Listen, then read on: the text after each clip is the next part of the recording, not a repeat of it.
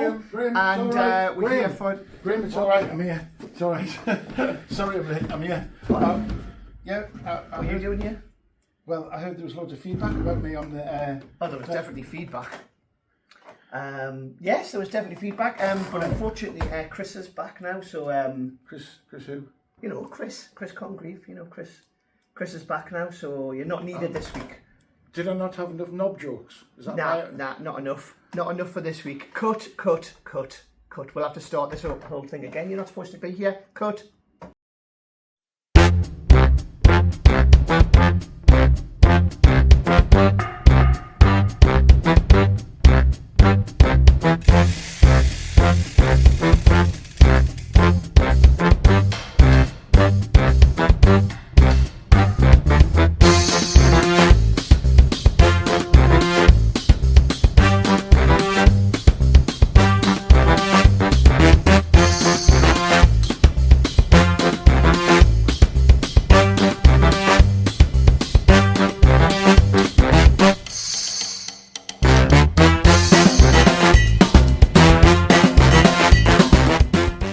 Here we are. We're back again with another episode.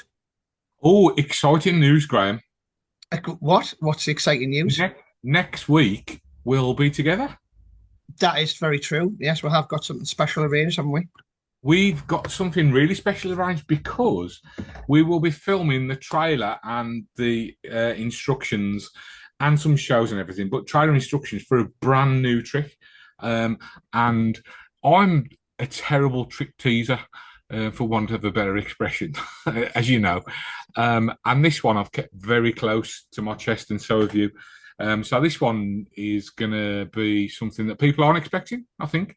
It's safe to say. Yeah, I would say. I think it's a really good idea. And it's one of those things when you first showed me, I said, why has somebody not come up with that before? Yes. Yeah. It's one of them, isn't it? It's one of those like, bloody hell, why has nobody thought of that before? Yeah, why did nobody else think of that? Yeah. Such a simple thing, but really, really good.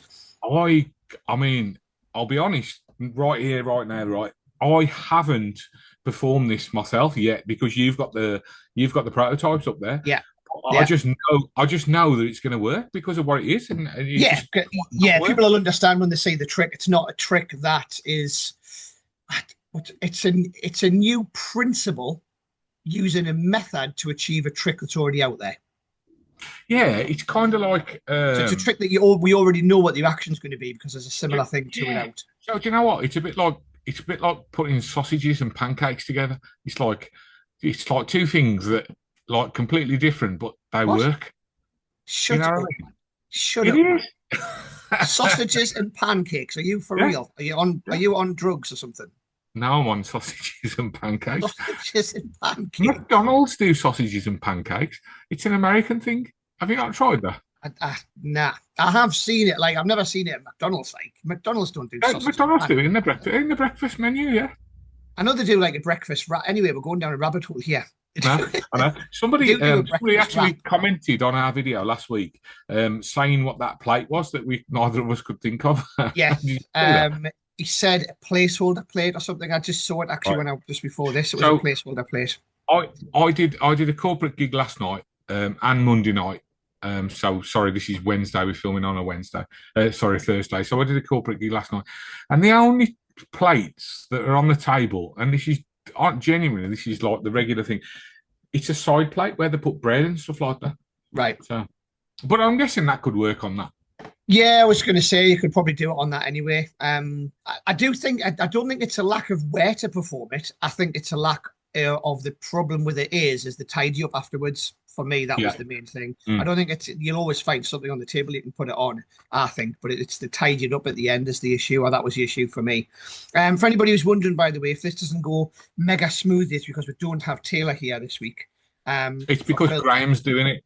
So, it took him 10 minutes to figure out how to record it. And me and Chris have spent the last 10 minutes going, why is that cam? What's going on with it? Why is it looking down at my shoes? Why have I got this? Why is this blank? Why am I look like in? We should have filmed that. That would have been funny. It would have been funny, actually. Yeah. And if you're wondering why Graham's had a shave, it's because he's got a gig later. That's true. And I've got a different background this week, just because I'm at my desk, because I want to have everything handy in case crashed or Yeah. whatever, right? So I could try and figure Oh, out I what it never was. noticed that. Yeah. So if you go to Um, Magicbox, the thing over Graham's right shoulder to your left is the fridge where he's got all the beers and the cokes and the yeah. waters. Well, actually, I'll show you. This is what we call this the Russ Stevens fridge because it's got loads of Russ Stevens Oh, paraphernalia. yeah. Yeah. So this is Russ Stevens Theatre of Illusion. Then there's an old Mystique poster.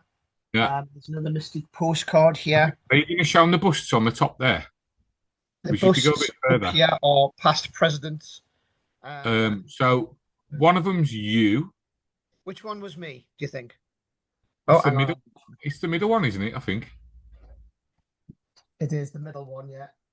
So the middle one's me. You can't tell there, but Yeah, the one on you can't hear you now, Graham. You've gone very quiet. Sorry, I'm the middle one. Yeah, And then Mark is you've gone really quiet. But the one on the left is Martin Duffy. Yeah, and then the one on the left is Glenn Ward. Might come back and I might get my mic back now. I don't know what I can happened hear you there. now. But And in fact, Martin Duffy looks like Martin Duffy, and Glenn Ward looks like Glenn Ward, and that looks nothing like you. That middle one. what? You don't look. Go and fetch you. Go and fetch you. What, the one that looks like me? The one of you. That looks nothing like you.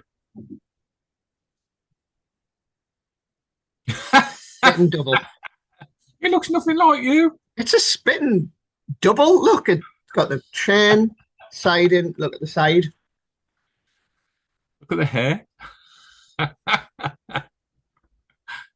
Yeah. No. Anyway, these are past presidents busts that we used for a dinner, as well as we've got loads of the sort of paraphernalia. And I love it. I love it. I love it. I love it. But it looks nothing just, like you. just loads of random stuff, to be honest. We're waffling now. So we are. So anything else we want to talk about? There's something that I want to talk about. And I'm sorry, this is a shameless it's a shameless plug, but I thought it was definitely worth mentioning. There's a massive sale on at the moment. It's a Murphy sale, and it's the super summer sale, and it's up to 80% off. Loads of stuff. This is going out on a Sunday, so there is only, including today, there's 3 days left on the sale, so it will finish this Tuesday. But I just wanted to quickly talk about some of the stuff that's in the sale. There's some stuff that I've even bought for myself because it's so cheap. It's cheaper. Last year, I bought some copies of The Light, my own trick from Murphy's, Cheaper. because it was cheaper than getting them made again. Yeah. So obviously Murphy's are having a big clear out, so there's loads of really cheap stuff on our website. So a couple of things that I've bought personally. I've bought a backup Leviosa. If anybody doesn't know what Leviosa is, it's the João Mirinda deck that cuts itself in half, haunted deck. Cuts itself in half, card coming in, floats up to your hand. I use that a lot. At walkabout stuff, corporate stuff. I think it's great. It gets everybody in the room's attention when they say it float up. Gets crazy reactions. I don't do it all the time, to be honest. I do it maybe in a night time 3 or 4 times during a drinks reception. When people are standing around in the drinks, it's perfect for that. It reminds me of, do you remember Spooked, the Nick Einhorn? Yeah, exactly. I used to do Spooked. So Spooked by Nick Einhorn, I used to do all the time. But I think this is there's no setup really. You just bring the pack out, your pocket's ready to go. But Spooked you could use with a regular deck, right? Yeah. But you can't with this. No, it's Leviosa. You can bring Leviosa out and have a card selected, but I'll switch the pack. So I'll bring out a deck, I'll do a couple of other quick things first, have them choose a card. As they're signing it, I do a deck switch. What gets the best reaction? Is it when it floats up to your hand? That must be the money shot, right? The card kicking out, I would say, gets a good reaction, and I feel like the floating up thing's almost a follow-up. They both get crazy reactions, but I think the card kicking out is the main thing, and then the other thing is almost like an afterthought. Okay, that's surprising. The reason I like the floating up bit is it's other people in the room say it. So you do the kick out thing on the ground, the card kicks out, you get this crazy reaction off the people stood around you. Now everybody's looking over, and now you've got that perfect moment where everybody in the room is looking at you. Now the deck floats up as they look at you. So there's no long drawn out effect. It happens instantly as they look over. You get that moment. So then they want you to come over to them and do their stuff next. Have you tried it at tables and stuff, or is it just? I have seen people do this at tables and stuff. I don't particularly like doing it on a table. I think it's better on the floor personally. I like to do it on the floor with, like, say 10 people all stood around you doing it, and you do the whole thing, and you make it sort of center point of it. I prefer doing it there than on the table. You do have to be careful your light situation. Normally, I would do it if there's a carpet or something. Drinks reception's the perfect place to do it, in a corporate or even in a wedding or something. When people are stood around, I wouldn't do it outside personally. I know people do, but I personally wouldn't. But anyway, that's just one thing in the sale. Okay, carry That's on. in the sale. I think. Carry on with your shameless plug. Yeah, people are going to go, oh, I didn't realize it was on. I wrote some stuff down, but have you got the email I sent you? There's some of your effects. Some of your effects are in it. There was Voodoo on there, wasn't there? Which is one of my tricks. So Voodoo's Voodoo on there. which is it's a fairly new one. Prestige is in there. Prestige hopping keys, actually. Is that like the hopping halves, but with keys? Exactly. Yeah. So it's a double, can I give it? It's like a double. It's a shell and a key, and then a copper silver. And I think they're normally like 140, 150 quid. I'm sure they're about 60 or 70 quid. So I think for that, it's a really good price. I wasn't buying them that cheap. So they're retailing cheaper than what I was buying them in at. Hopping off. I mean, when you first get into coin magic, it's quite difficult because there's not many self-working coin tricks, are there? And hopping halves is one of the first coin tricks that I learned before I could do any coin, any palms and stuff like that. And I used to get, fantastic reactions from it because you're literally just lifting off a shell, putting it in your pocket, and it jumps back. And as you get better at sleight of hand, you can add sleights to it to improve it and stuff. So is this essentially the same routine but with keys then, yeah? Yeah, I think it comes with a few different routines with it as well, so you can do other things with it as well as that. So you get a copper silver key and a shell, like a shell, and then a regular key as well. And do they look like regular keys? Yeah, very well made. They're made the same as the whiskey. I think it's called. Scotch and soda. Scotch and soda whiskey, I think it was called. Which is essentially like a coin unique or a Scotch and soda key. They look exactly the same with them. So you can obviously substitute them in as well. Really good, actually. Yeah. Okay. Good, so cool. Yeah, I mean, like I say, this is a shameless plug, but I am seeing it because there is the other thing it's in the sale. We talked about these last week. Shadow Wallet. Oh, Shadow Wallet. Yeah. Right now, these were 65 quid at the minute. 38 quid. There you go. And Prestige, the other one. And I know there's a new one coming out. I've bought another 2 of these, just because I use these all the time. Whether you want to get one for work or whatever. I know there's a new one coming out, which is coming out later on in the year, I believe. But I love this and I use it all the time. So the other 2 things that you mentioned was Prestige and Venom Cube. Venom Cube, yeah, both sizes as well. The normal size and then the compact version. So if anyone wants a matching Rubik's Cube routine, it's super simple to do, works itself. Venom Cubes, I don't think anybody would argue with this, Chris. It's the best version on the market, isn't it? For that effect, for a matching cube. Self-work and easy to do. There's 2 sizes, the normal size, and then there's a mini one as well, so you can even do it like cabaret or walk around. Prestige, if anybody doesn't know, it's been done to death, to be honest, on TV, but for a reason, because it's good. It's the thing where you hold up and there's 5 panels, 5 numbers on. Right. And you get them to name a number and you pull it out, and they say they've all got prizes on. You pull out the number that the name, you turn it around, and it says, I don't know, you've won a balloon dog, and you turn the rest around and it's like £5,000 PlayStation 65-inch TV, and you can totally customize it to whatever you want. Okay. I've got one. I use it all the time. I do it with the balloon dog. So when I take it out, I go, "You've won. Let's see what you could have won." Turn it around. It's like PlayStation, 65-inch TV, £1,000 in cash. You turn it around. You've won a dog. You've won a dog, ladies and gentlemen. Are you allowed animals in here? Then you reach in, and then you reach into your box, and you got a balloon dog, which you give them as a souvenir. I use that all the time. I have used it at. I've only ever done this once, and I'll probably never do it again because I did it at a barracks at a. And you can see what's coming, can't you? I've used it at an army barracks, and I had swear words and stuff on the back, and it went down great. But again, you can tailor it, can't you? That's the thing. Yeah. If you do a gig, you do a corporate gig, you can have the name of the company that you're working for, that you pull it out and you turn it around, and all the other ones are the competitors or what, Yeah, absolutely. That's right. Yeah. And there's all sorts of stuff. Was that your card?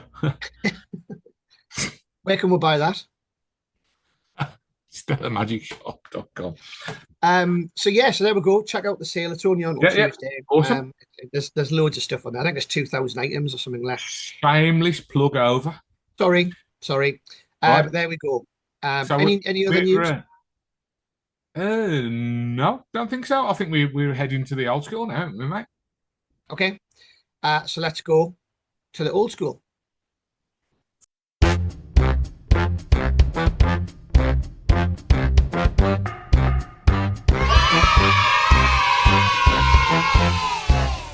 They all come from a different deck, but I actually lied to you. Because these are actually from the same exact deck. Okay. I'm all for that. That's Flip it over. Flip it over. Okay. That's really good. That's really good? That's really good. But what if I can do better? What if this was the only outcome that could have ever took place? Because there's actually no cards at all. Get ready to experience the impossible with Ghost Deck. A versatile tool capable of multiple mind-melting routines.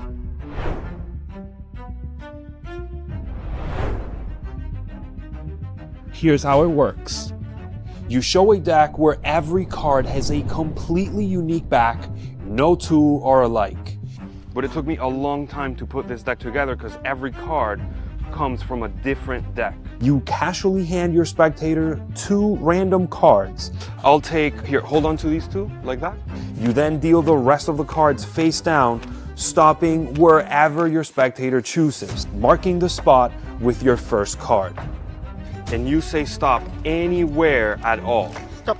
Right there? Yeah. Okay, look, we'll place right there, right?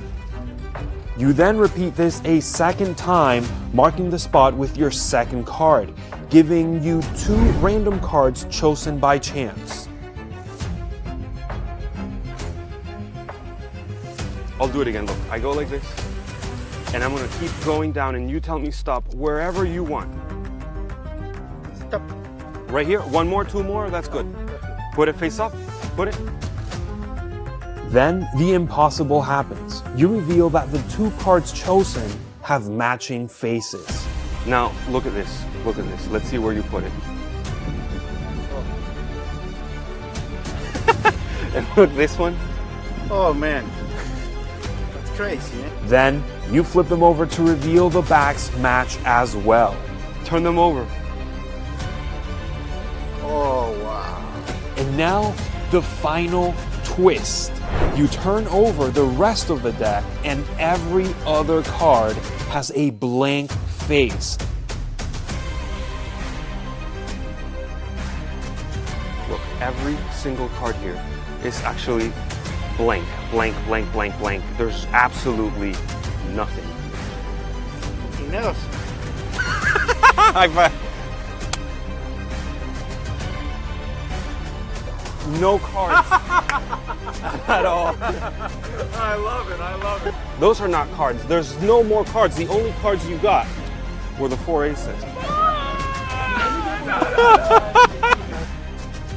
Everything can be examined. No sleight of hand. Super easy to perform. It's magic that happens in their hands.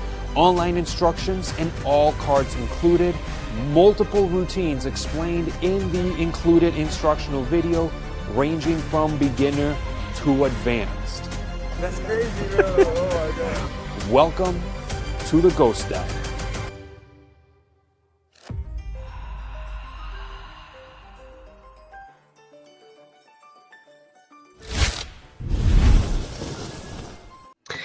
So there we go. That's the trailer for Ghost Deck. Oh, I love this. I used to do stolen cards, the Leonard Green trick, and before it was released as stolen cards, I think I bought it from somewhere else with some other cards and all the rest of it. And it's something I've not had for ages. I want to buy another one. 14 quid is an absolute steal, and I love the blank deck finish. Fantastic. Yeah, love it. So the reason we've put this in, by the way, is old school, although it's not. Well, it is. It kind of is, and it isn't. Is exactly what Chris said. So it is a new. It's a new release. It's about 6 months ago or something. I think Murphy's brought it out. But it's really but it- been out for a long, long time, hasn't but it? it's an old trick. Now we used to sell stolen cards, which you mentioned by Leonard Green, Yes. which I don't think is like you said. I think I prefer this with the blank deck finish. Yeah, so the way it used to finish was you would have, like on the trailer there, I think you got 3 diamonds and something else. And then at the end, you would have, I don't know, a random like 9 of spades all the way through Yeah, the deck or something yeah. like All that. the cards are the same, It'd all be the same, which is okay. It's but it's a good. different It's fun. card. But when all the rest of the cards are blank, I just think it's. I think I've said before on here on another thing, or I certainly say in my lectures, I don't think there's many tricks that can't be improved by a blank deck finish. I just love it. I just think it's just like I just think it's a great finish to almost any card trick. A blank deck finish, I really do. Yeah, I think that's a good point. Actually, I think that's a good point. Yeah. Leonard Green's his pattern was that he stole a card from every deck of cards wherever he went, and whenever he's playing poker anywhere, he would always steal one card. And he's been doing it for so many years. He's managed to make up a full deck of 52 cards with 52 back designs. I mean, you can do the same pattern for that, you know. But then you got that. I'm not a big fan of patter.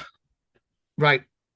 Personally, I would just crack on with it and just say, look, these all come from different decks, and just get on with it, you know. But I'm a bit of a magic prostitute. I just go around the tables and do my stuff really quickly and all the rest of it, as you do. If you're doing a show where you can talk to people for 25 minutes or 30 minutes and weave stories into your magic, wonderful. If you're doing a trick for some friends around a dinner table, and you haven't got pressure on you to get to another table in 5 minutes, like last night, I had to get round so many tables in a certain amount of time. You don't have time to chat.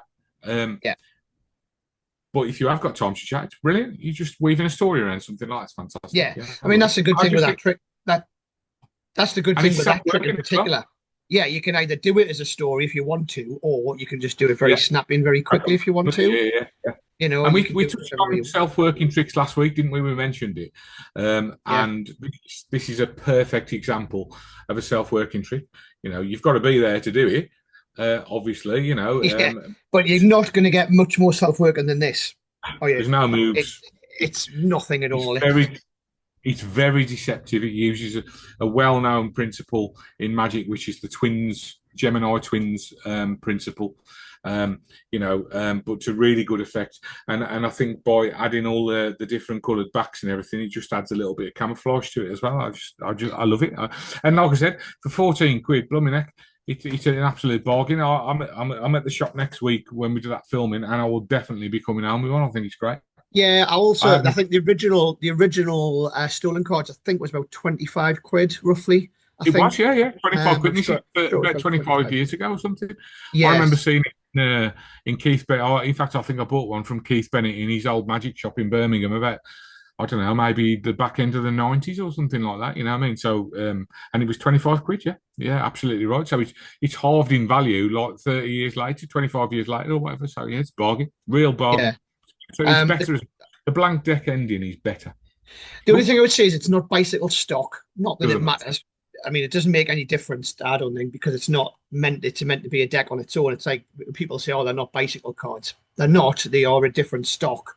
Matter. But it doesn't matter because it's a standalone trick. It's not a trick you bring it out. It's the fact you don't even deck. You don't even have to handle them like a pack of cards because it's all you're doing is dealing the cards. It's such a simple trick, just dealing cards and then dropping them. You know, if you had to do sometimes when you buy a pack of cards and they're not bicycle stock or they're of a cheaper stock.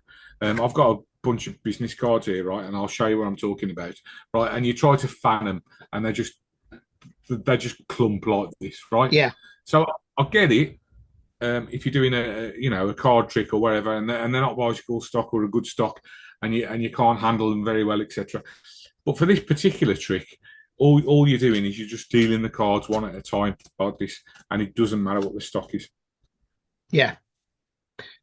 So there we go. That is old school, but also new trick. Well, a new release or a new-ish release at 6 months or 8 months old or something, whatever it is. But there you go. Check that out. Available from all good magic dealers, including Magicbox. So let's move on to over And there's to one you. less. I want one. Oh, you want one, right? Okay, so there's one less on the shelf now. So let's over to you.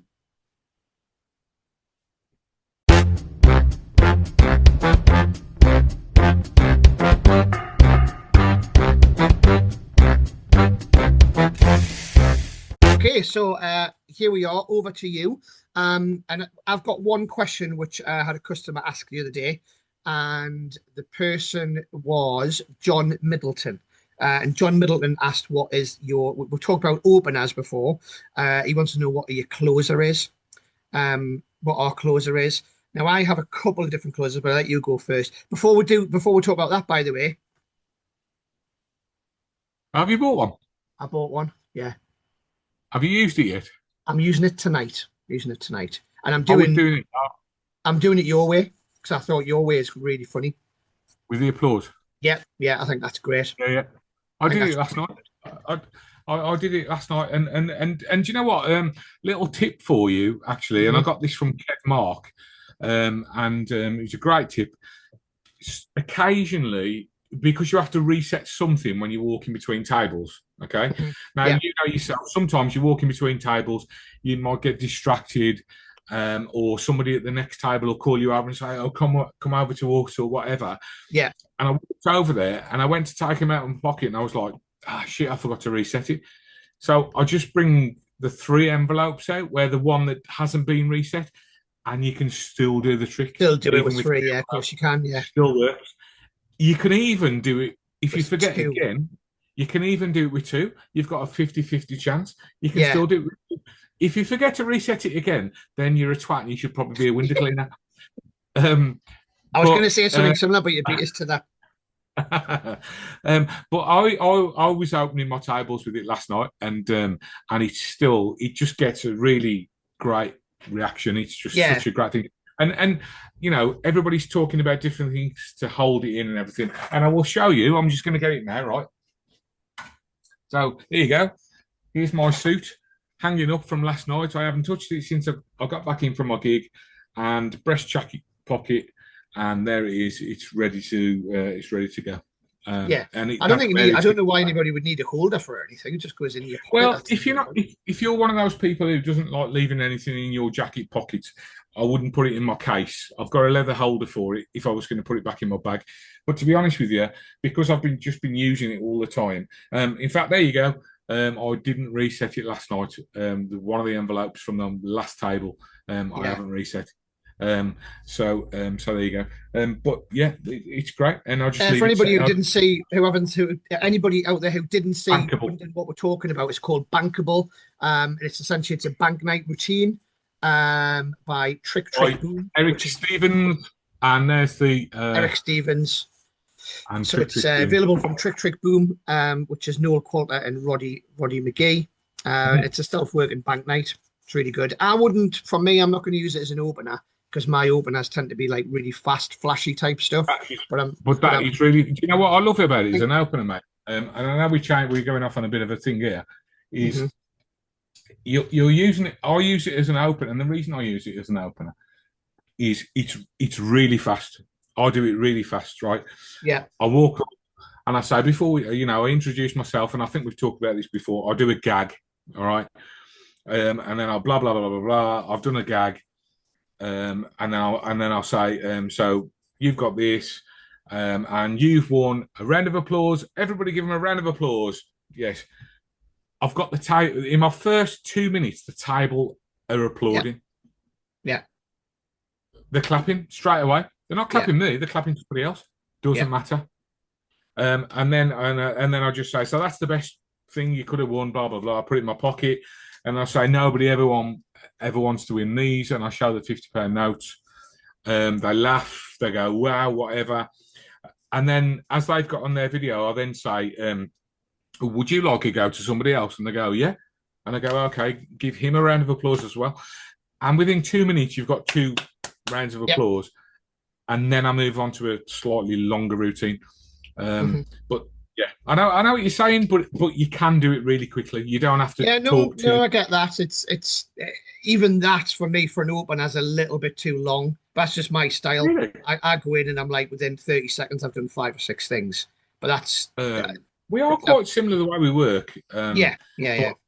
But yeah, and I mean, yeah, fair But play. anyway, But I love it. I think it's good. I love the Oh. idea. I love the idea with the applause. I think it's great. Going back to closer, the question is, what is your closing trick at the table, right? So back to that one, yeah. And I well, sort of. I'm going to circle around. So okay. I talk about this a lot when I do workshops on performing, which I do workshops on performing, right? But I talk about like a full circle in an act. So when you're at a table, it has to feel, instead of feeling like a load of random tricks, it feels a little bit like an act. So my opening thing, before I do this, before I do anything, is I hand this out. Okay? So I walk up to the table, I introduce myself, I've got a few gags and all the rest of it. I say, I need somebody trustworthy to look after this. They'll either point at somebody, which is funny because everybody points at the same person generally, or somebody will volunteer, right? And if somebody volunteers, that's even better because you look at them and you go, no, somebody really trustworthy gets another laugh, and I'll just go, oh no, I hand it to them. Or I'll sometimes, if nobody volunteers, I'll look around and I'll go, sorry, I've got the wrong table. You still get a gag, right? Yeah. But that's my opening thing before I've done magic, and then I will go into this or whatever it is, right? Yeah. But the point I'm getting to, full circle, is this is now what I close with. Yeah. And it happened for a long time. So the spectators, one of the spectators has been holding on to this since I got there. So this is the Destination Box by John Allen. John Allen, yeah. All right. So he re-released this maybe 2 or 3 years ago, but this is one of the original ones that's been out a long time. So this is made from a proper American hardwood. Yeah. You know, it's got a really nice patina on the hinges and everything. I finish with my folded card, or a signed folded card is in this at the end of the routine. So the whole set goes full circle. Sometimes the thing about the Destination Box, if you haven't seen it before, is you can make, you must have seen this before, Graham, right? Yeah. But you can make anything appear inside this box in a small tin. Okay, so a borrowed ring, a signed coin, a signed card that's folded or whatever will appear inside this. And that is how I close a table. I'm not going to go through the whole routine. It doesn't really matter. But I open at the table with this, and I close at the table with this. Yeah, I like it. It's good. It's not too dissimilar from one of my closers, to be honest. So I have 2 closers depending on what I feel when I'm at the table, whether I'm going to do this one or the other one, and also how much time I've got at the table. So like you, if I was doing a corporate gig like you were last night, and I've got to get round like ridiculous amount, like 20 tables in an hour, I tend to do 2, sometimes 3 things at each table. And I generally do me opener, and then I'll just do this one quick thing to finish with, which is ring flight. So I've done ring flight as a closer. We've talked about this before. So you use the wallet, don't you? Yes, so I use the original wallet, which is the one that I've got, and the best one I've ever come across is the Magic one. It's called Immaculate Ring Flight. It's just the best made one. I think I've got 3 of them because they don't make them anymore. It is something that we are actually, as a company, Magicbox, getting remanufactured in the next year or so. We've got a few samples kicking around. But anyway, so yeah, ring flight I've used as a closer for probably 20 odd years now, maybe more. And if anybody doesn't know what ring flight is you borrow somebody's ring, it vanishes and appears in an impossible location, wherever that may be. In this case, it appears inside a zipped up wallet, and inside is their ring hanging there, which you then give back to them. So I've used that as a closer for a long time. We've talked about this, I think, before on here. People say, are you not frightened that the ring will come off? In 20 years, it's happened to us twice, I think. And I would say that's it. How did you get out of that? So there's a couple of different reasons why it can happen, and it's down to inexperience, really, through the years. So when was the last? How long has it been since it happened last? Probably 17 years, I don't know, 15, 17 years. It's never come Okay. off, I would say, in the last Right. 15 years. Okay. Never. Yeah. Good. And so, what did you do wrong? Um, Giving it too much distance is the main thing. So normally if I'm showing, people are asking me this question about it, is you've got to really reduce the distance for where, obviously I'm not going to give the whole thing away, but So I use Bonsal's ring flight occasionally, yeah, and I've got it in my back pocket, my trouser yeah. pocket. It travels about that far, probably. Yeah, for me, it's probably even less than that. Just from when I do the actual move, and it's gone very early on in the trick itself. So the ring goes very early, and you're way ahead of them by a good 30 seconds before you make the ring vanish. So yeah, it's minimizing the distance. I think when I was younger, it was going from like do you know what I mean? Yeah. But things can happen. Sometimes freak accidents can happen, and it does occasionally. And the other thing people shit themselves about as well is like stones coming off, or Yeah, you also have to be careful about this. people lying about it as well, and people saying that stones have come off when they haven't come off, and things like that. Yeah, that's happened to me. That's happened to me as well. So Really? the time one of the times I lost the ring, or the ring came off, we did find the ring. When I give it back, said there was a stone missing. I mean, we've had this conversation before, but we touched on it, didn't we? But we didn't. Yeah, we did touch on it. I mean, normally when I borrow a ring, I think a lot of magicians do this as well, and people talk about it with lectors. I look for certain rings that don't have stones and things, wedding bands, that sort of thing. Wedding rings. And if I always have a look at men's rings as well, are quite good because you can have the joke, can't you, as well? That came off easy and all that kind of stuff. Yeah, I've got all them gags and stuff, but I'm also looking for a ring, and while I'm looking at it and I'm doing the gags about it and stuff, and I'm looking at it to see if there is any stones missing just quickly, and then I'll mention that, and I say, oh look, it's only got one stone missing, and I will make a point of saying that if it has. But very rarely have I borrowed a ring and it's been damaged. To be honest, most rings when I borrow, I have a quick look at it. And like I say, I think for me in 20 years of doing the trick, for it to come off twice, it's worth the risk because the reaction is killer. If you do any version of ring flight, it's a very, very strong effect. But any effect that you borrow a spectator's item, like you said before, even with the destination. And I think we touched on this before, but if you're doing, so I use the Bonsall one where you've got the keys and it's there straight up, right? Yeah. And then I was thinking about yours, and I would like to pick up one of those actually. This is just a bag, right? But when you can delay it, you can bring it out, you can unzip it, and then you can delay it and you can build up the tension and then drop everything out, can't you?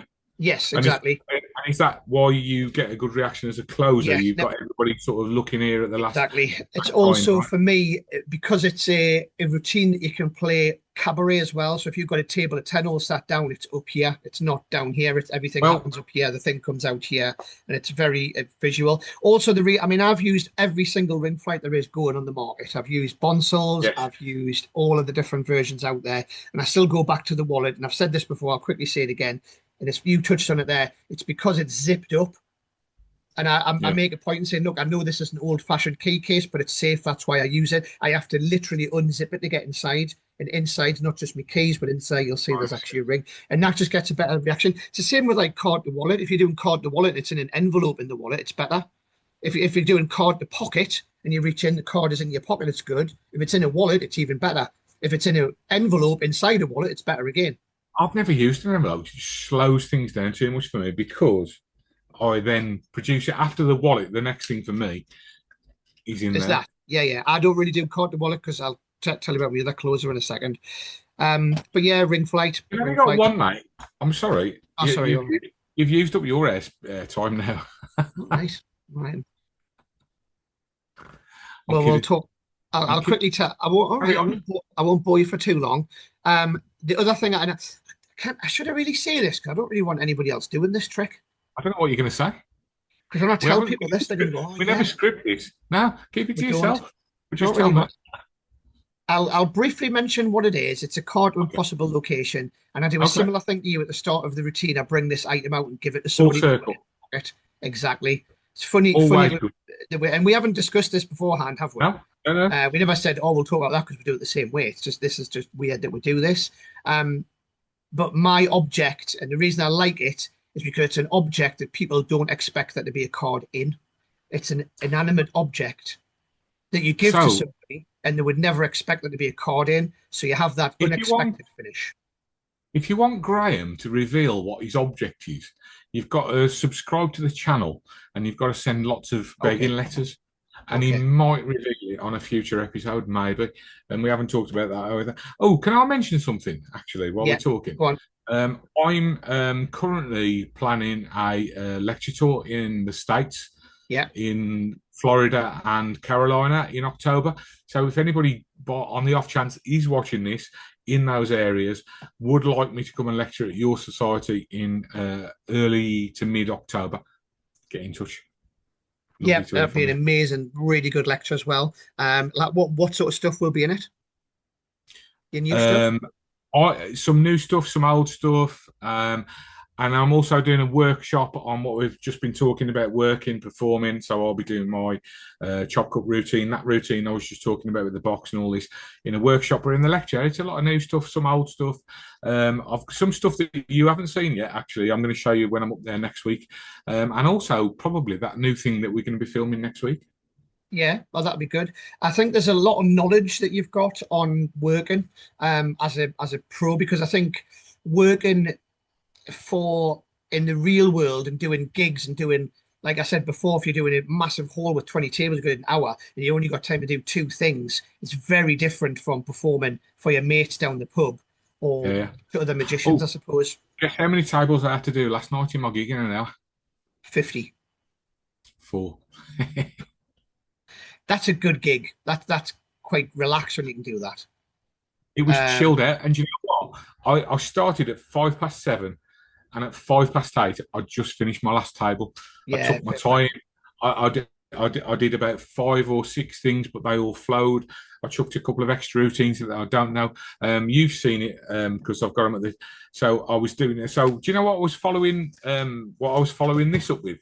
Yeah, go on. Was FA Chip. Oh, okay, yeah. So if you haven't seen FA Chip, that's an effect I released at Blackpool this year, but it's quite cheeky, but it's quite funny as well, right, Graham? Yeah. And it follows this perfectly, because the first person had a chance of winning some money, and then I just went to the second person. Well, I'll tell you what, I'll give you a chance to win some money, and then you bring out the 3 poker chips and I did FA Chip. I don't normally do that.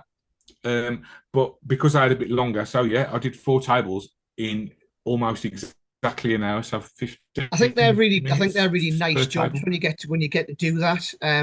I think if there's 2, so if there's not enough people, sometimes you're under pressure. You've got to space yourself out, and sometimes if there's too many people, you don't get around. It's finding that lovely balance. So I think 4 tables, like 40 people in an hour, is good. Like for me, I would. Well, that's an interesting. I'd probably go at the table. If I was 4 tables for me, I would probably go at the tables twice. I would go at the table, do like 3 to 4 things, get round them all, and then go back and do a couple of follow-up things, bigger things. Now, there's a very good reason. There's a very good reason to do that, and the reason was, I did. So this client has booked me a couple of times where there's been 4 tables. Mm-hmm. And I've spent the same amount of time at tables, and they got in touch and went, "We've got 2 more of those events this month, but we've got 8 tables." And I was like, "Oh, you need another magician." So I got one of my mates booked, and we did. And I said to him last night, I said, "Look, just spread it out. We don't want to do everybody twice, because they'll go, well, he could have done 8 tables there." Yeah, okay, I get that. Yeah.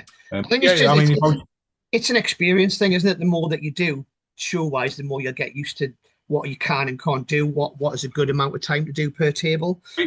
We've gone down another rabbit hole, haven't we? We have, yeah. I could spend ages talking to you about this, because we have very similar opinions. Sometimes our opinions are a little bit different, but similar sort of work and stories and things. So shall we move on? On to reviews. So let's move on to review number 1.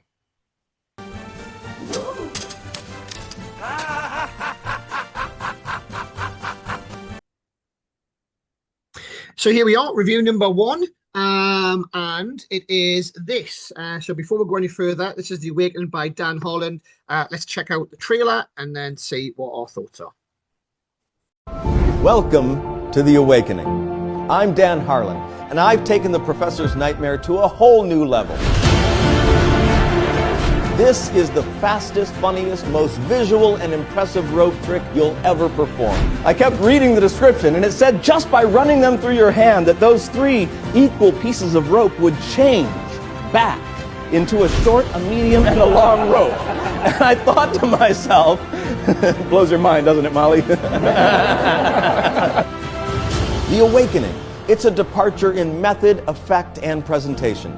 3 ropes are clearly shown to be different lengths. Then with no strange moves, they instantly become the same length and are immediately shown separate.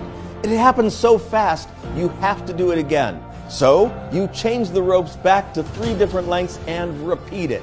And each time it gets more amazing. So I ran out to the store and I got myself some rope. I got a long piece, I got a short piece, and I got a medium piece, and I wanted to learn how to make them exactly the same length. Like these 3 pieces, with this piece of rope being the same length as that piece of rope, and that piece of rope being the same length as those. And then I wanted to learn how to change them back to a short, a medium, and a long rope.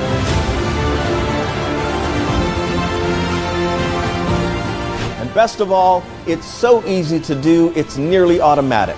Now, I've been opening my show with this routine for over 10 years, so I know you're gonna love it. And then I was gonna learn how to take those 3 ropes that are exactly the same length, and I can change them back to 3 different ropes, but please, don't ask me how I do it. I never learned the secret.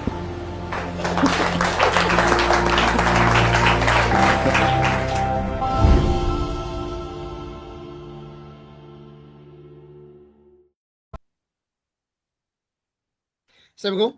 That's the trailer. Right, who's going to go first, me or you? You. Me, right, okay. I like it. I think it's good. I think it's a magician fooler. Would I use it myself?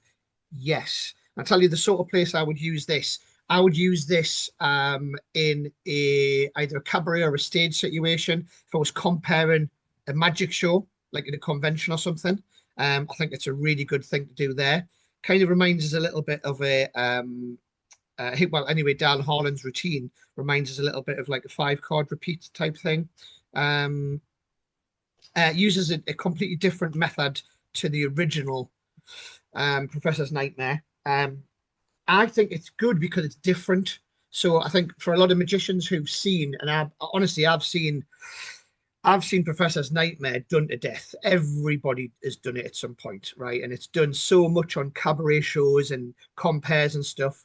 So I think if I saw somebody come on and do this, I think it's just a different take on the whole routine, rather than see everybody do it exactly the same way, in exactly the same method. I think this is good. I think it's different. It's very easy to do, actually. I would say it's as easy as your standard Professor's Nightmare. Does it have limitations? Yes. There's a little bit of setup involved at the very start, right, in the way that you pick the ropes up and get into the setup. But I don't think that is something that would put me off performing it. That's my initial thoughts, Chris. Go ahead. Anyway, we'll move on. I just can't. Okay, if I was going out performing solely for magicians and nothing else, okay, yeah, it's great for magicians. Magicians who know the Professor's Nightmare, it's great. It's a different method and all the rest of it. For lay people, I think it's a step backwards. Because I don't think it is. I don't think it is. It's a step backwards because I do fiber optics all the time, or my version of it, right? It's a shortened version of the full Richard Sanders thing. I've done it for years, right? And the whole point about that routine, and I'm talking about, I know I've done this in stand-up, I've done this on stage, I've done this in close-up. You can hand those ropes out to be examined at the start. You can't with this, right? The gimmick, the ropes are gimmicked. With Professor's Nightmare or with fiber optics, the ropes are ungimmicked. You can hand them out. They can examine them all alike. When I finish with my fiber optics routine, people think there's magnets there and they like these. Don't want to check them again and all the rest of it. With this, you can't have them checked at the start. You can't have them checked at the end. I thought the presentation was dull. It's it was geared up for magicians. This whole presentation was, when I first saw this trick done, I wanted to learn the trick where they've got the 3 ropes and blah blah blah blah blah. And he went through the whole thing. I like that presentation. I prefer that presentation for laymen. Okay.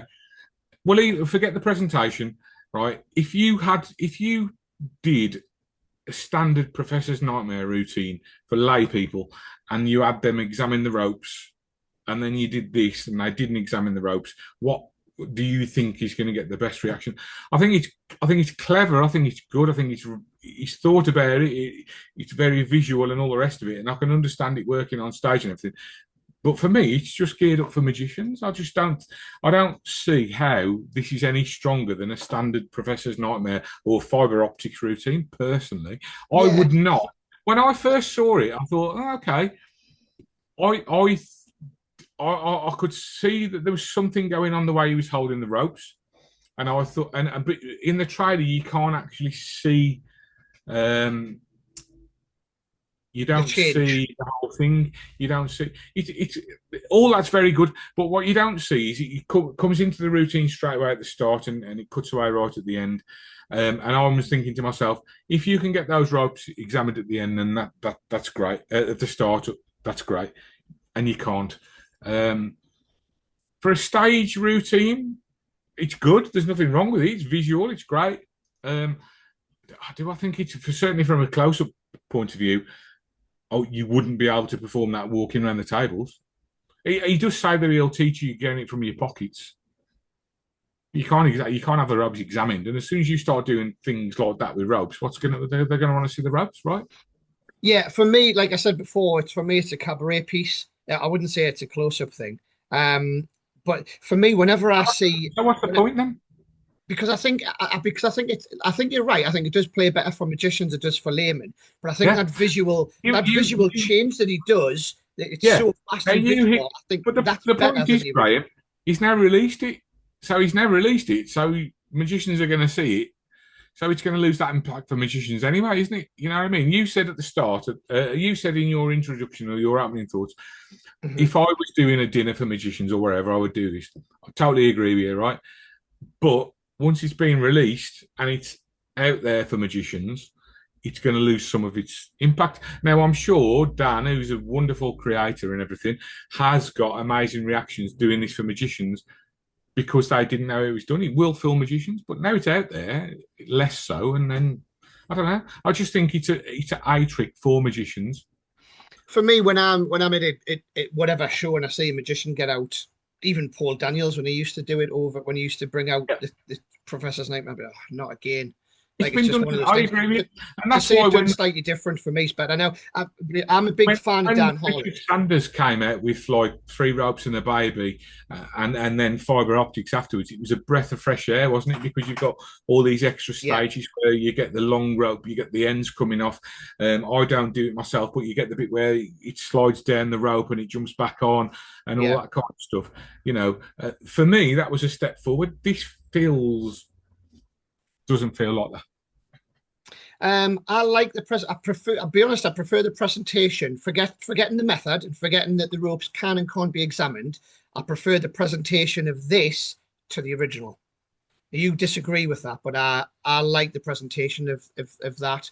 Because I've always been a fan of like Wayne Dobson's version of 5-card, 6-card repeat, whichever version you want to when you do. I saw this magician do this and he took 3 away, and I want to learn the trick where you throw 3. It's got that feel to it, and I like that. But I get that's not for everybody, but I do think that the presentation, forgetting the method, forget that can and can't be examined, I prefer that presentation of Professor's Nightmare to the original.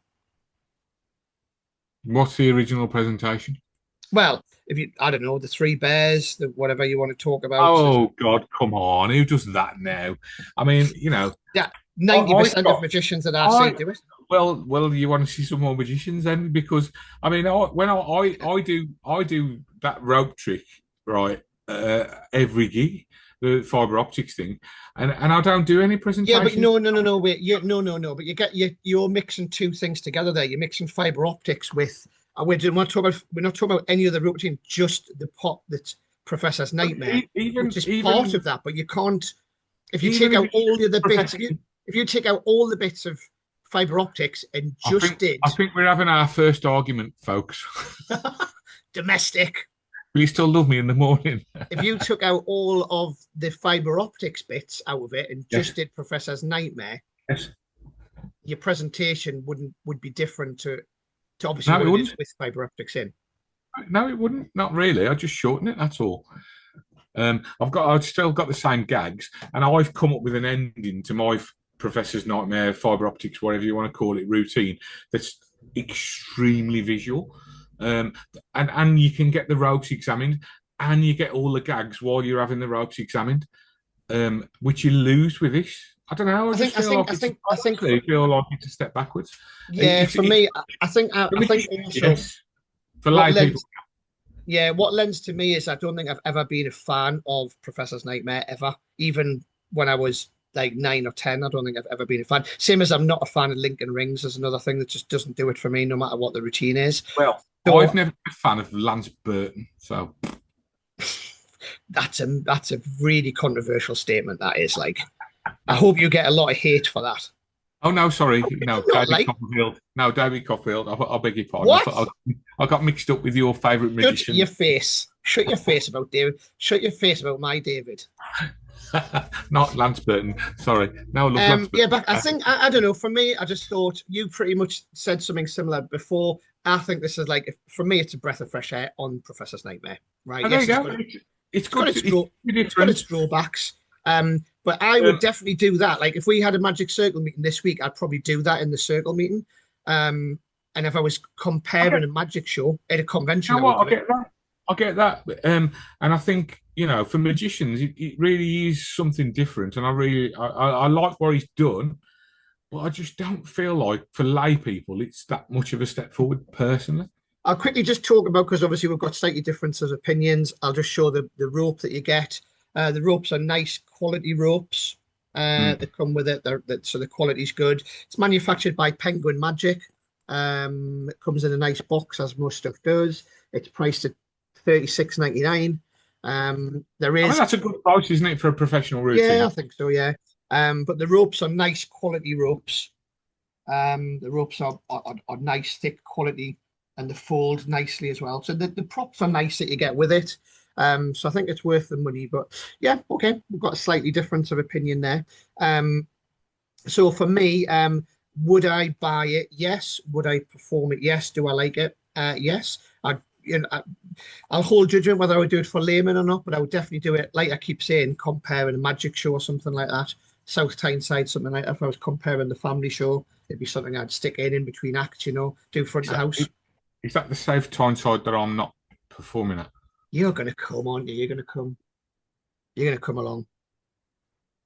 So there we go. And to you, do you like it? Do you know, I'm really on the fence with you. I think Chris has made his. No, well, it's not that I don't like it. It's not that I dislike it. I'm comparing it probably unfairly to something else. Do I like it? Yes. Would I buy it? No. Would I do it? No. Fair enough. Okay, so there we go. That's Awakening. Let's move on to review number 2. That was 4. Oh, all right. Well, 2. I just review. Okay, let's move on to review number 2. And let's go. So here we are, review number 2, and this is, if I got one here, this is the Iorval watch. And this is the special edition version, but let's watch the trailer first, and then we'll talk a little bit more about it after the trailer. In 2021, Blue Door Magic released the Infinity Watch V3, which not only received the highest praise by the users, but also it sold exceptionally well. Due to the growing interest in prep that can be paired and controlled with mobile devices, Apple Magic joined the force with Blue Door Magic to craft this, the Apple Watch, which is by far the most advanced app-controlled watch on the market.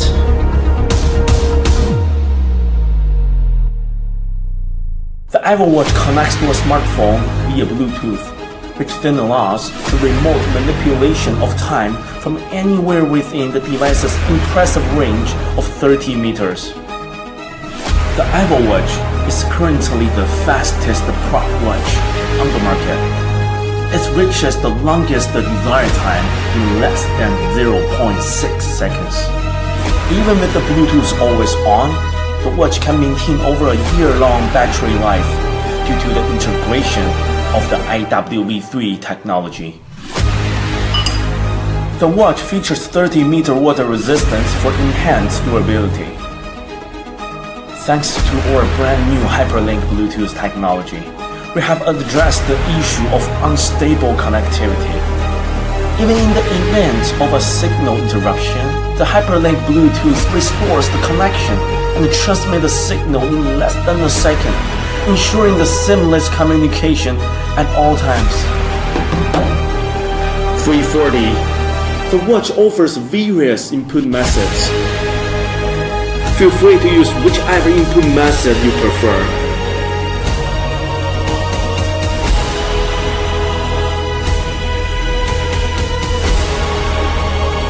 This watch has an orientation sensor, and this allows the crown to perform different functions. Facing on its position, facing forward, or turned downwards.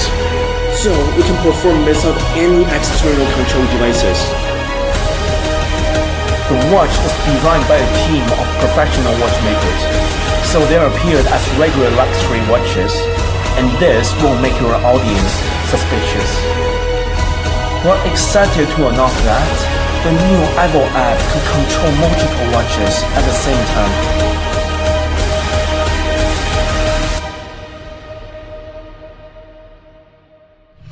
Additionally, the app can control other Apple products, like the classic Apple Pad.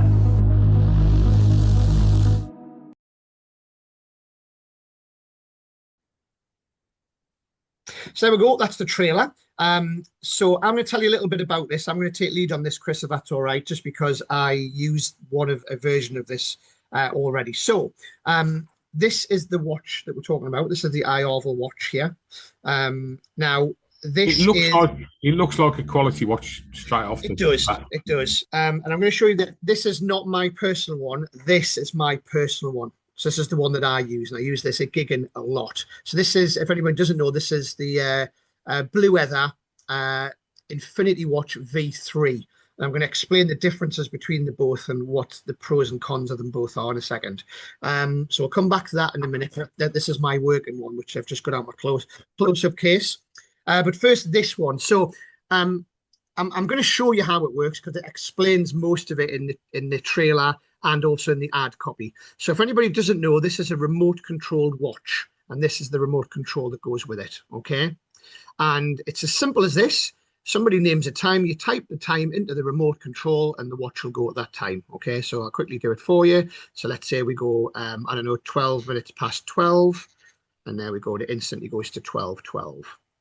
All right, that's how fast it is. This is one of the. Can I ask a question? Because I've never used this, and I've always liked this effect because, as you know, I love watches and I collect watches and stuff like that.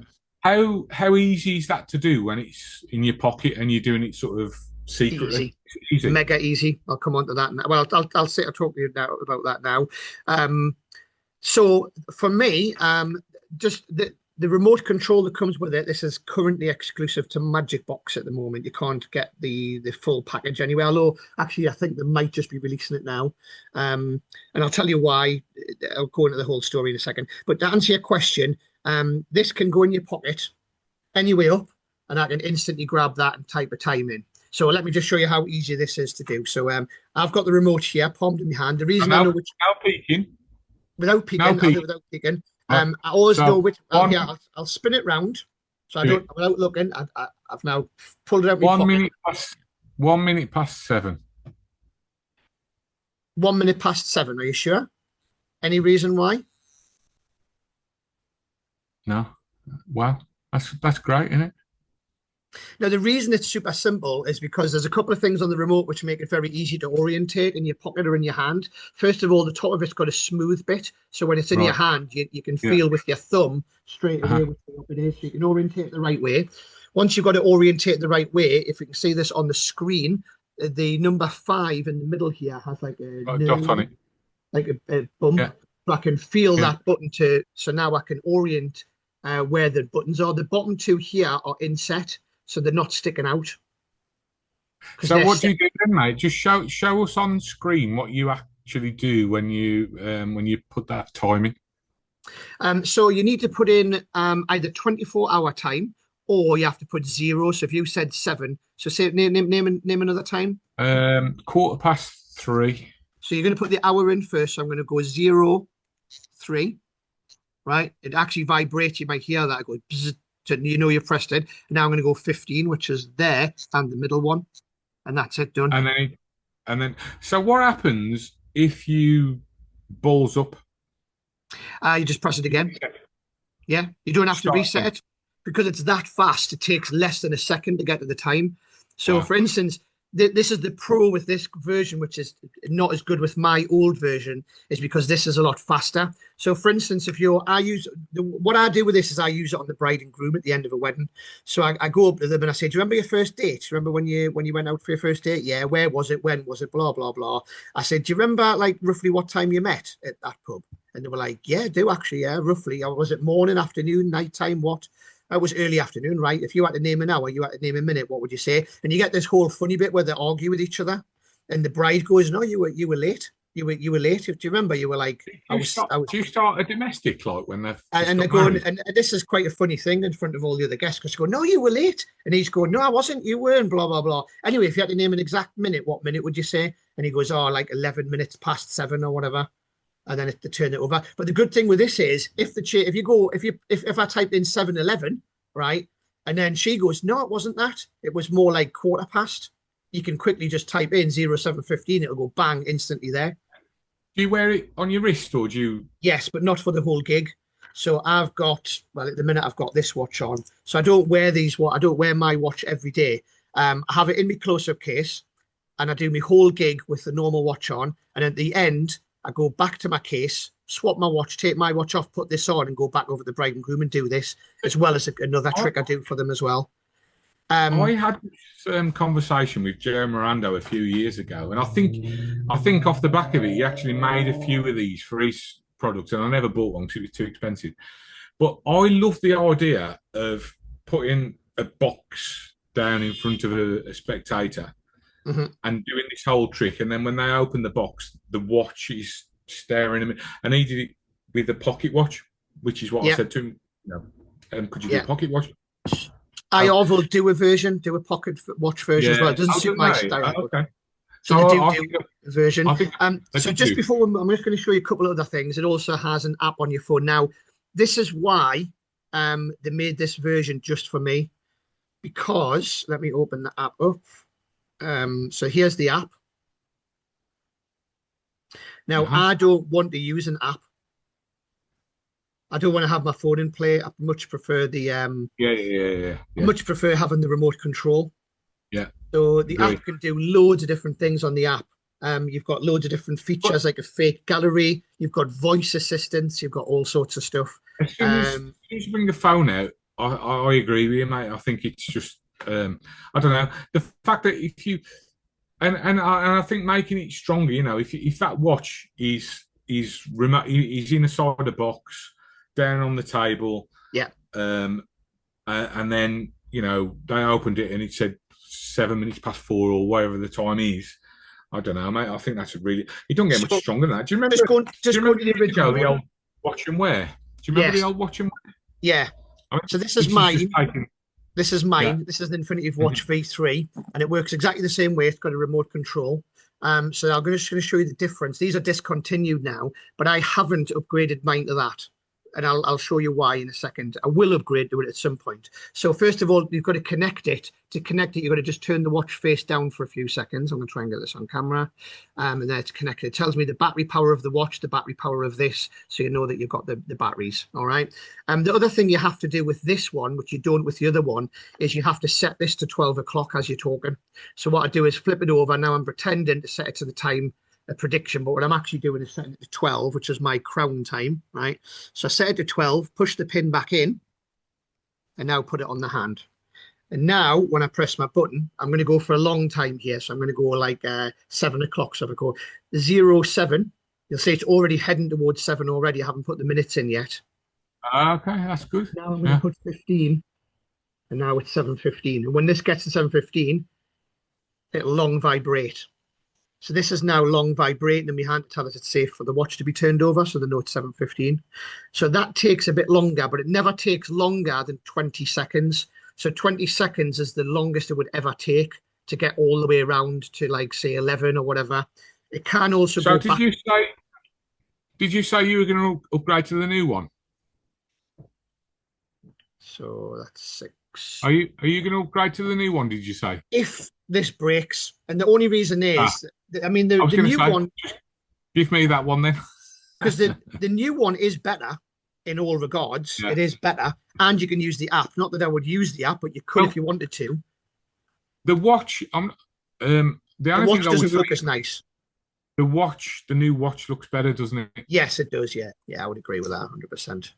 The new watch is better. It's faster, but for me, 20 seconds, by the way, is nothing when they're holding the hand. You say, why that time? Why this? Why that? What? 20 seconds. Me being a watch nerd, the new watch looks a bit like an IWC watch, doesn't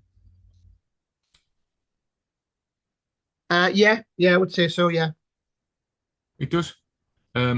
So yeah, love it, mate. Nice so watch. That was an in-depth review. But I really love that. I would definitely. How much is that, mate? The new one with the Pro remote control is 320 quid. So that's like 5 gigs. By the way, is still the cheapest version of this type of effect on the market. Now, because I like this watch, because I love the effect, I've had all the different watches. Dow Mirinda produced one.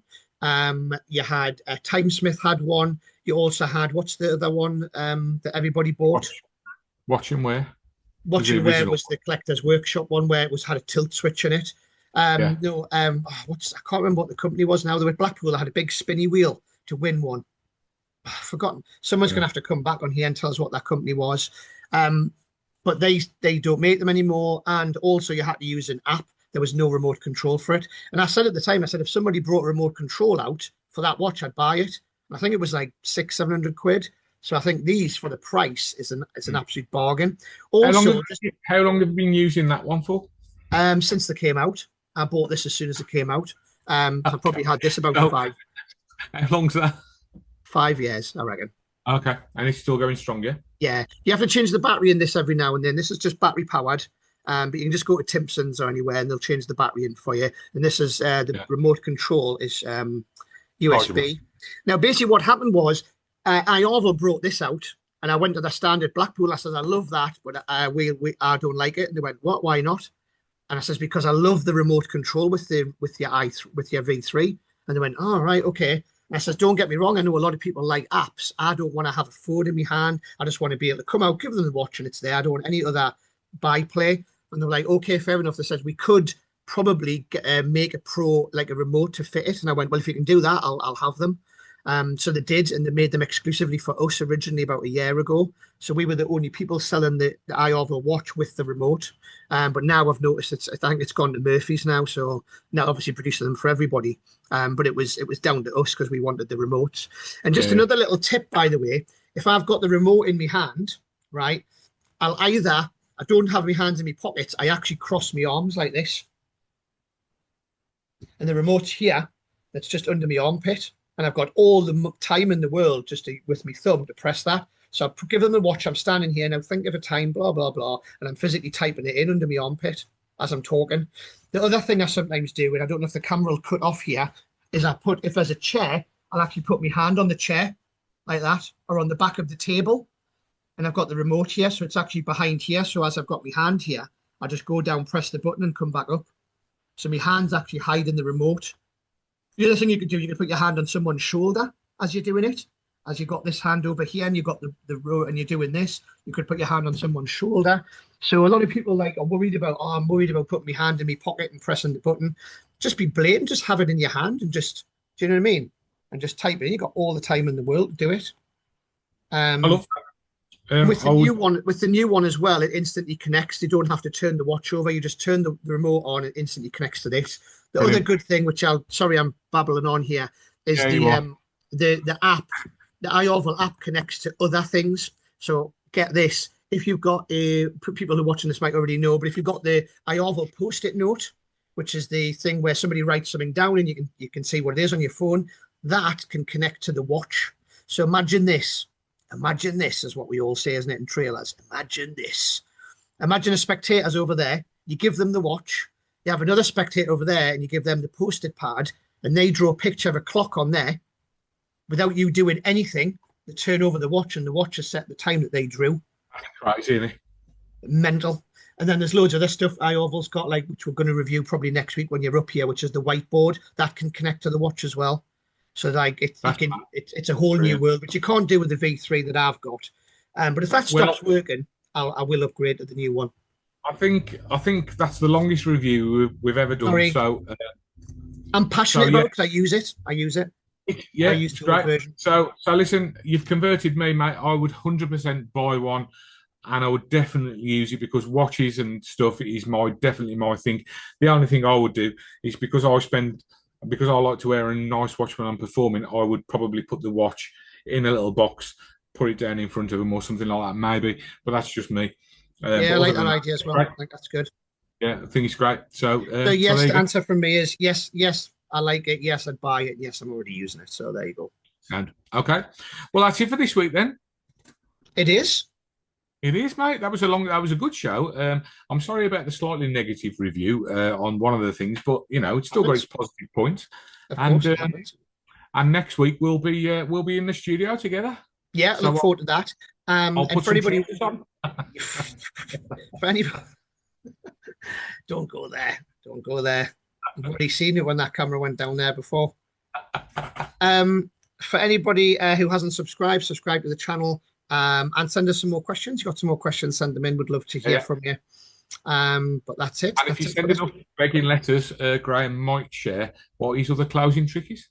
Yes, if people really want to know, I'll explain what it is. Yeah. There you go. Have a great week, everybody. Over and out.